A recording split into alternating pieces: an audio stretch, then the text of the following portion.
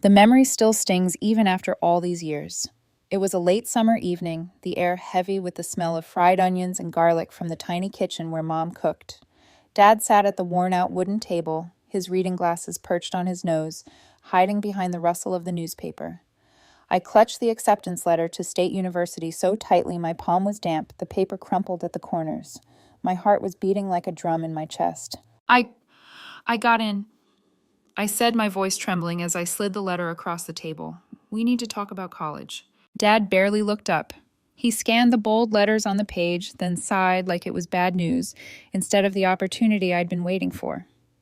Stephanie, honey, we've been over this. We just don't have the money.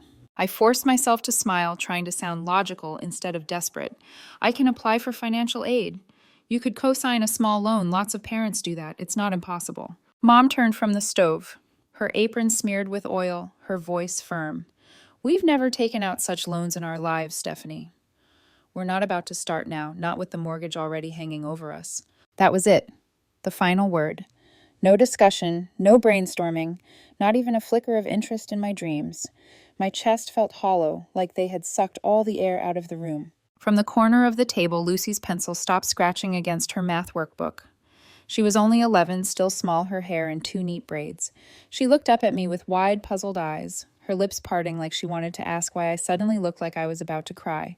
I swallowed hard, blinked back the tears, and turned away. That night, as Lucy slept peacefully in the bed next to mine, I stared at the ceiling, tracing the cracks in the plaster.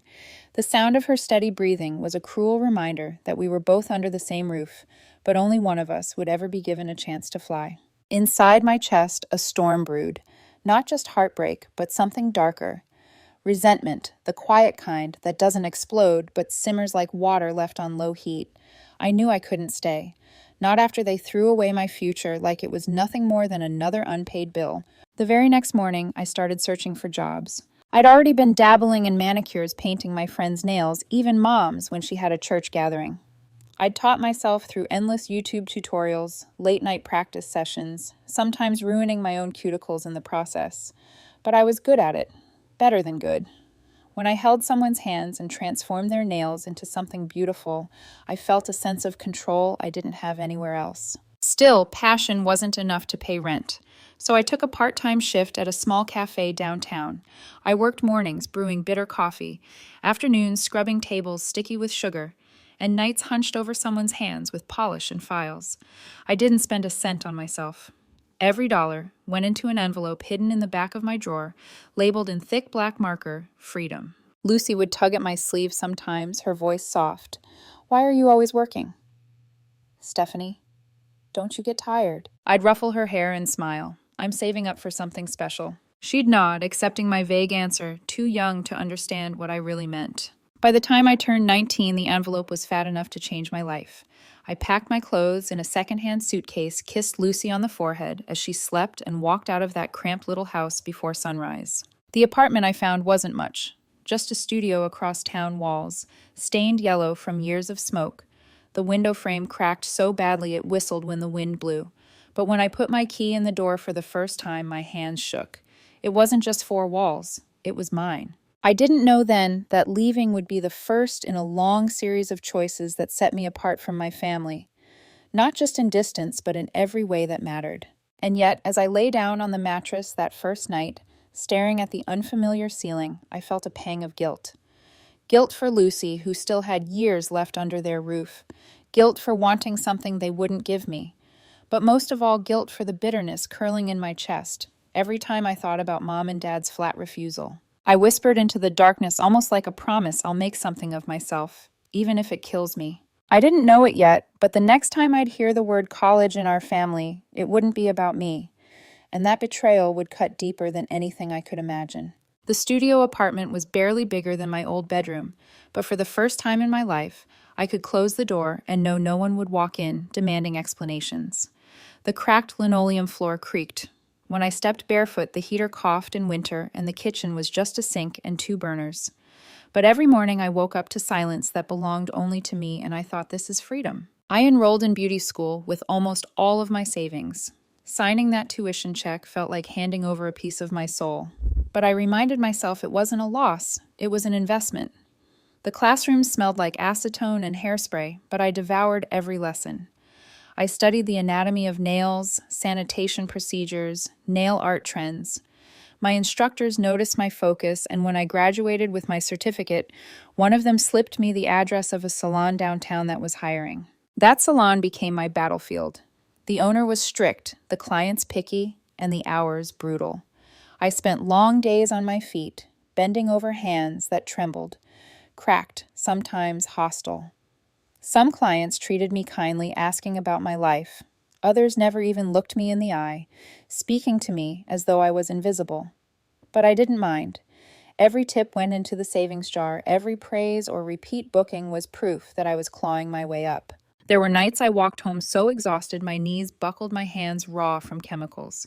But when I looked at the calendar on my fridge and crossed out another day, I felt a flicker of pride.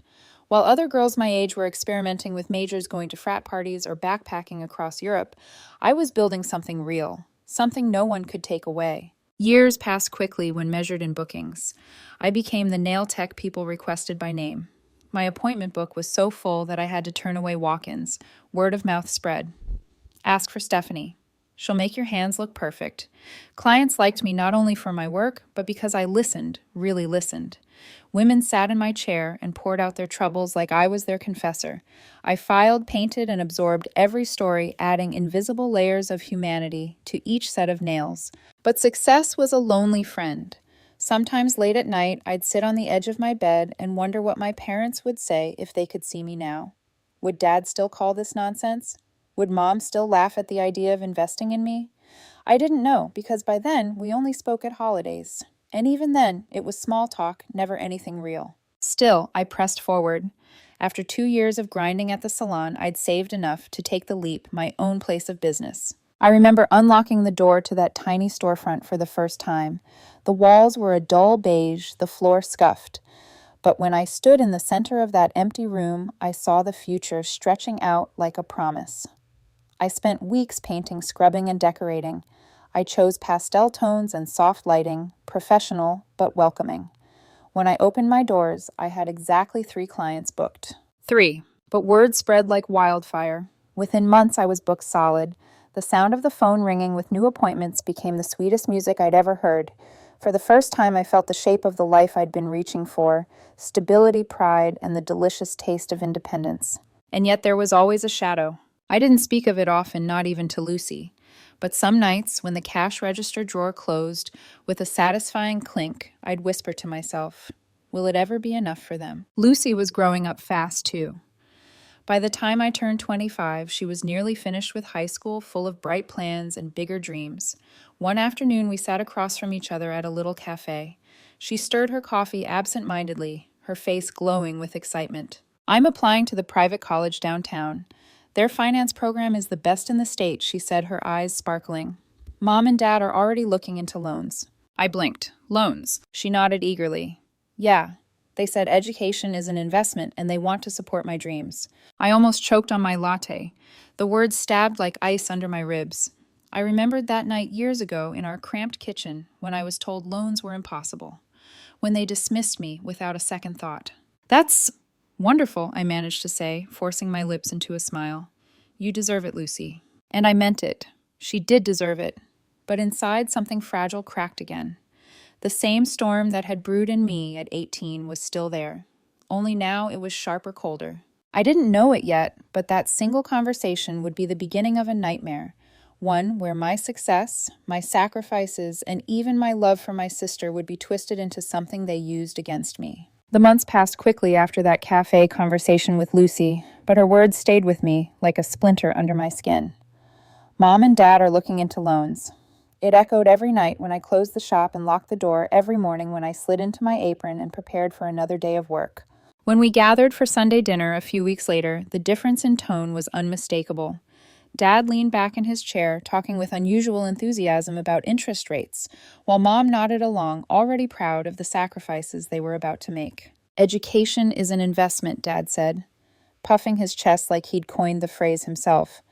Lucy has the brains.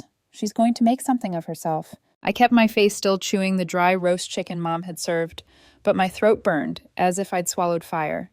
I wanted to ask him, And what about me? But the words lodged in my chest, heavy and bitter. When the conversation turned to me, it was almost an afterthought. "How's that nail thing going?" Mom asked lightly, reaching for the salt. "That nail thing is a business now," I replied. "I've been booked out for months." Dad chuckled, eyes still on his plate. "Well, as long as you enjoy it. But Lucy's got a future in finance, real stability." The words stung, but I smiled politely and said nothing more. I'd learned by then that defending myself only fed their dismissiveness. Lucy, oblivious, chattered about her upcoming classes, the professors she wanted to learn from, and the new friends she'd make. I nodded, listening, forcing my love for her to outweigh the jealousy that gnawed at me. But fate has a cruel way of twisting things. It was nearly a year into Lucy's college journey when my parents appeared at my salon. I'd just finished with a client, her nails glittering like jewels under the lamp. The doorbell chimed, and when I looked up, I froze. My parents had never set foot in my salon before, not once. "Stephanie." Dad began shifting uncomfortably. "We need to talk." I ushered them into the back office, the faint smell of acetone clinging to the air. Mom wrung her hands, her eyes darting everywhere but mine. "We're having financial difficulties," she finally said. "Your father's hours were cut at work, and my health." She trailed off, coughing softly for effect. "We're struggling to keep up with Lucy's loan payments." I leaned back in my chair, crossing my arms. "So, what exactly are you asking me?" "Just some help," Dad said quickly. 6 months maybe until we get back on our feet. $800 a month. 800. My mind reeled. They were asking me to pay nearly the same amount I'd begged them for years ago, back when it was my future on the line. I stared at them, memories rushing in. Dad folding his newspaper with that tired sigh. Mom's apron stained from dinner. "We've never taken out loans, Stephanie."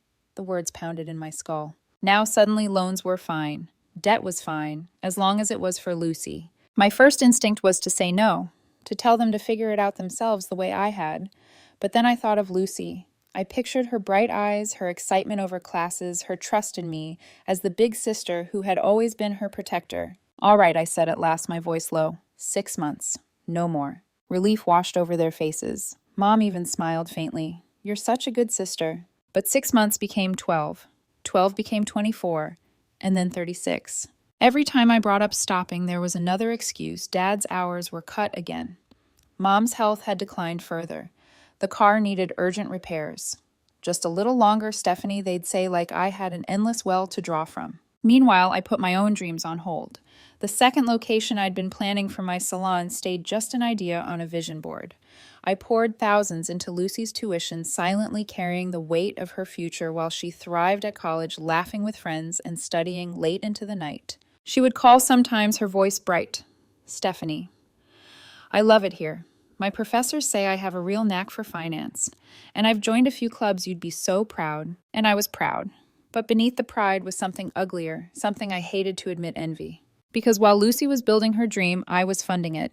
The promise of 6 months slipped away like sand through fingers. One season blurred into the next, and with every page of the calendar I flipped, another payment left my account. At first, I marked the transfers carefully in a ledger, determined to remind myself it was temporary. But by the second year, I stopped writing them down. It became routine, like rent or electricity. Except this wasn't for me. It was for Lucy, and for parents who seemed to forget I had my own life to build.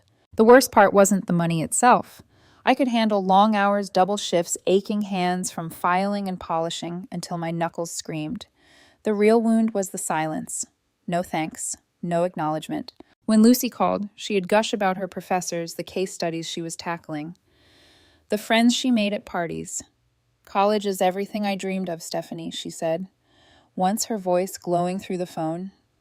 I couldn't do it without Mom and Dad's support. My hand tightened on the receiver. Mom and Dad's support. I almost laughed bitterly. They hadn't paid a dime in months. But I bit my tongue. She didn't know. She couldn't.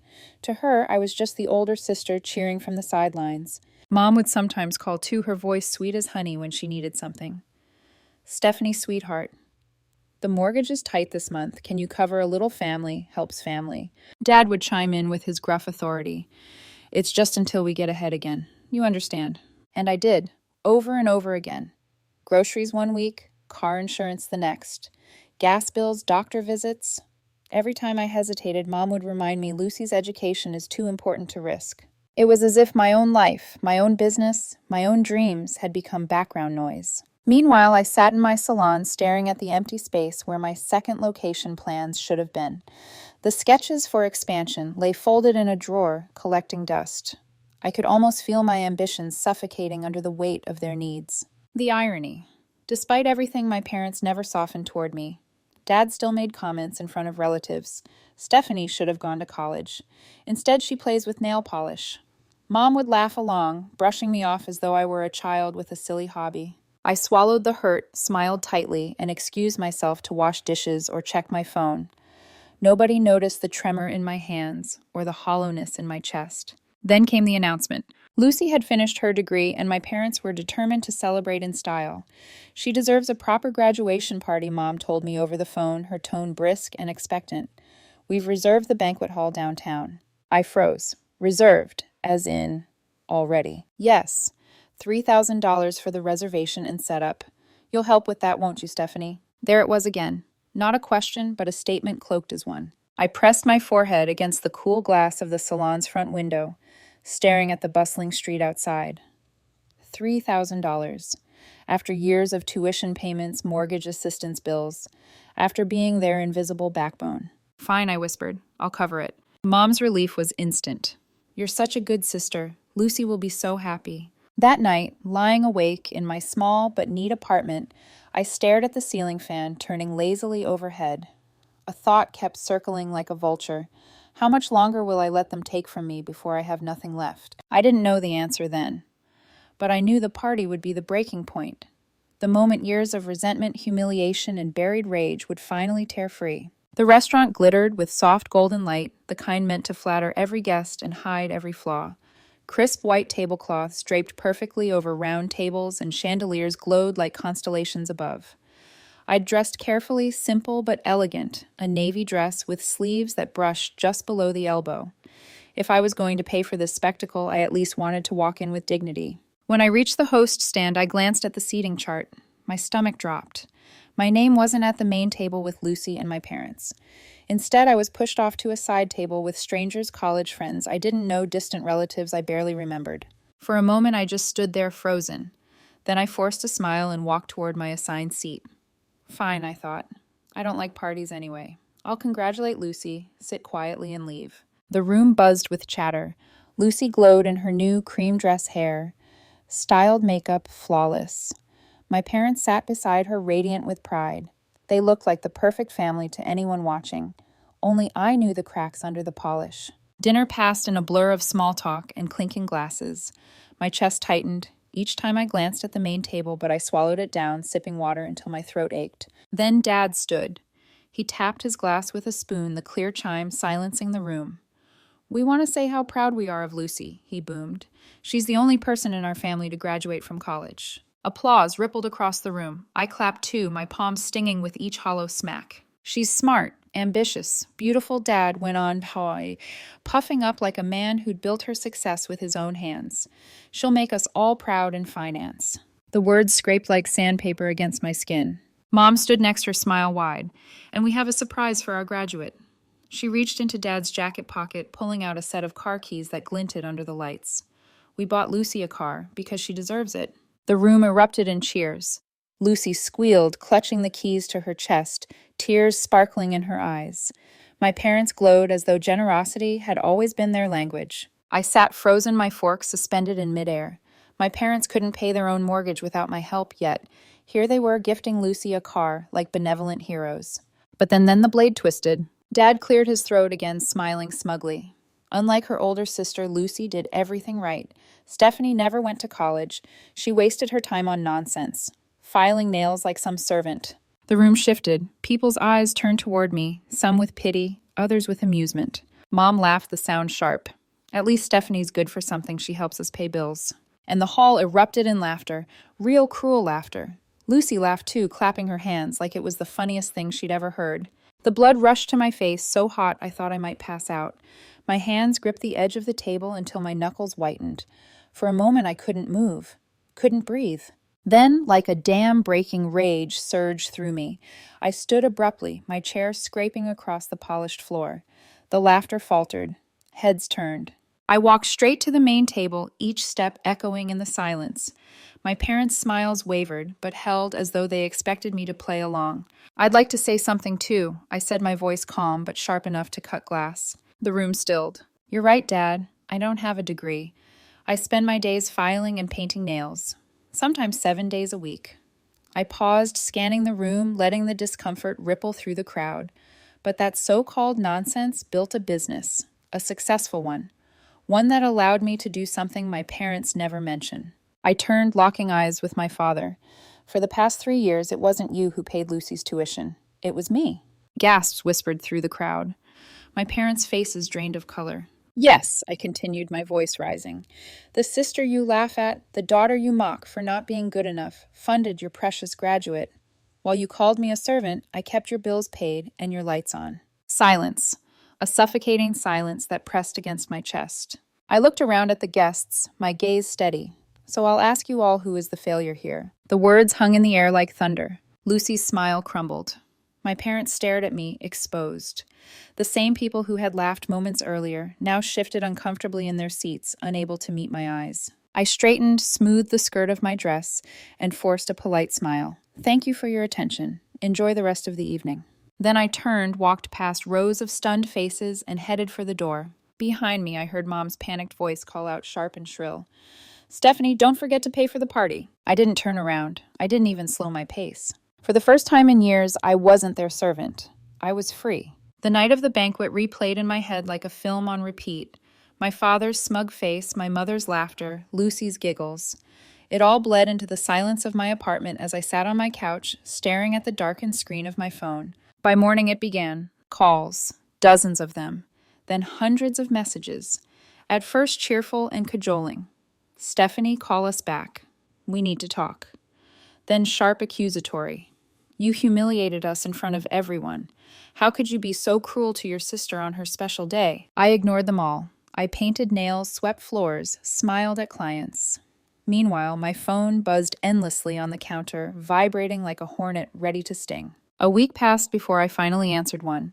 Mom's voice was frantic, high-pitched. Stephanie, thank God you picked up. We need to talk about what happened. What about it? My voice was flat. You embarrassed Lucy. You embarrassed us. But... Her tone softened. We're willing to forgive you. You just can't forget Lucy's student loan this month. The payment is due soon. I laughed. A short, bitter sound. You're serious. Of course I'm serious. You can't abandon your sister now. She's about to move out. She'll need money for rent. My jaw clenched. You just bought her a car. That money could have gone to her loan. That was a gift, Mom snapped. This is different. Family helps family. No, I said quietly. Not anymore. That night, I logged into my bank account and clicked cancel on the automatic transfer I'd been making for years. My finger hovered for a second, then pressed down. Relief hit me like a rush of cool air after years of suffocation. An hour later, the phone rang again. Lucy's name flashed on the screen. Against my better judgment, I answered. Stephanie, she said, her voice trembling, I want to apologize for the party. I didn't mean to humiliate you. It was just a joke. I almost laughed. A joke you joined in while everyone laughed at me. She hesitated, then said, I forgive you, but Mom told me you canceled the payment. You can't do that. I won't be able to cover rent and the loan. You have to help me. No, Lucy, I said firmly. You're a graduate now. This is your responsibility. Her voice rose, desperate. But you're my sister. You're supposed to support me. I hung up. 2 days later, my parents appeared at my apartment unannounced. Stephanie, this is madness, Dad said the moment I opened the door. His face was red, his jaw clenched. You're abandoning your family. Mom pushed past me, her voice sharp. Lucy is depressed because of you. If you don't help her, she'll never recover. Do you want her blood on your hands? I stared at them, anger simmering, but my voice steady. You disowned me the night you mocked me in front of that room. And now you want my money again? No. Dad's hands curled into fists. If you don't help your sister, we'll cut you off. You'll no longer be our daughter. I smiled coldly. You already cut me off when you laughed at me. And for the record, I've been paying half your mortgage for 2 years. Starting tomorrow, you'll pay it yourselves. Their faces went pale. You can't be serious, Mom whispered. I opened the door wide, gesturing for them to leave. Completely serious. This is the last time we'll have this conversation. When the door shut behind them, I walked to my desk, opened my laptop, and canceled the mortgage transfer too. My hands shook as I clicked the button, not from fear, but from release. For the first time in more than a decade, my money, my time, my life belonged to me. And yet I knew my family wouldn't give up easily. They never had. The silence after I cut them off was not immediate. For weeks, my phone lit up with names of relatives I hadn't heard from in years. My aunt called first, her voice syrupy sweet. "Stephanie, your mother is devastated. Don't be stubborn. Families fight, but you don't abandon them." My uncle called next, offering to mediate. My grandmother left a shaky voicemail. "Family is everything, Stephanie. Don't turn your back on your blood." But my answer never wavered. No. Each time I said it, the word grew sharper, stronger, like a blade I was finally allowed to wield. Eventually, the calls stopped. And for the first time in years, the silence in my apartment was peaceful. Meanwhile, life carried on. My business thrived. With the money, I was no longer funneling into my family's endless needs. I bought new equipment, hired extra staff, and finally revisited the dusty expansion plans in my drawer. One quiet afternoon, my cousin Sarah called. Unlike the others, her tone wasn't manipulative. It was almost conspiratorial. "I thought you should know," she said. "Your parents had to sell Lucy's car. They couldn't keep up with the payments, the mortgage, and her loan." I closed my eyes, picturing the shiny keys under the banquet hall lights, the smug smile on Dad's face. "Not surprising," I murmured. "Lucy did get a job, though," Sarah added, "an entry-level accounting firm. But she's still living at home. She says it's too hard to cover rent and her loan at the same time." For the first time in years, I felt something strange. Not anger, not satisfaction, but a quiet sense of balance. Karma wasn't always loud. It was sometimes as simple as a sold car and a cramped bedroom. Also, Sarah continued, her voice tinged with amusement. "Lucy's been posting on social media nonstop about betrayal, about how families should never turn their back on each other." I rolled my eyes. Of course she has. I didn't check her posts. I didn't care. For once, my energy belonged to me. Sundays were no longer for tense family dinners, but for sleeping and sipping coffee by my window. Buying plants I didn't need, but loved. I bought new furniture, framed art for the walls, little things that made my apartment feel like home. At work, something unexpected happened. A few guests from Lucy's graduation party sought me out. Women who had sat at those tables, who had heard every word, walked into my salon and said, "I admire what you did. You're strong. I want to support your business." And so the humiliation my parents tried to heap on me became the very thing that grew my success. Still, there were nights when guilt pricked at me, when I wondered if I'd been too harsh, too final.